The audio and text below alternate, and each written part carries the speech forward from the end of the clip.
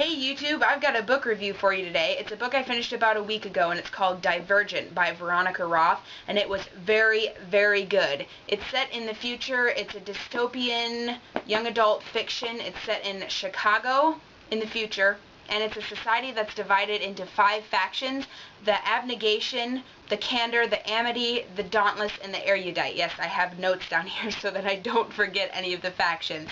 Now, the abnegation value humility, the candor value honesty, the erudite value knowledge and intelligence, the dauntless value bravery, and the amity value friendship and peace. So those are the 5 factions that different people live in.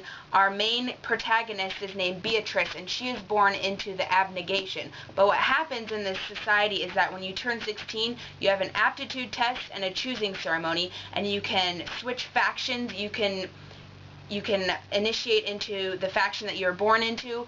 What you basically do is you choose the faction that you're going to live in for the rest of your life. That's where you're going to have your job, you're going to marry, you're going to have kids. You have to choose your faction. But what happens to our main character, Beatrice, is that she's born into abnegation, and her aptitude test comes back as divergent, which is a very dangerous and very mysterious thing, where her qualities don't put her in just one faction. What it means is that she's not set for a certain faction, which is dangerous for her because that sets her apart. I don't want to give away too much, so I have to be really careful about what I say as summary of the plot, but what happens to Beatrice is a really interesting transformation and a journey, and the people she meets and the qualities of the different factions really come into play more than I expected, and it was actually a lot cooler than I expected, because what happens when she chooses her faction is that there's an initiation process,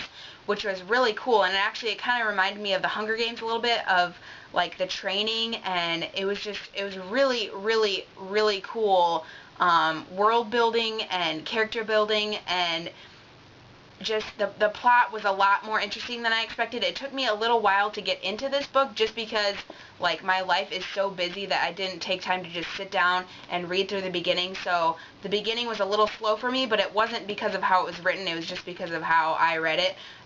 Once I got about less than halfway through is when it really started picking up, and I read the second half of the book in like a day or two, because the pace of it just moved along so fast, and it was so exciting. So I would definitely recommend this book. It comes out on May 3rd of this year, which is just in a couple weeks.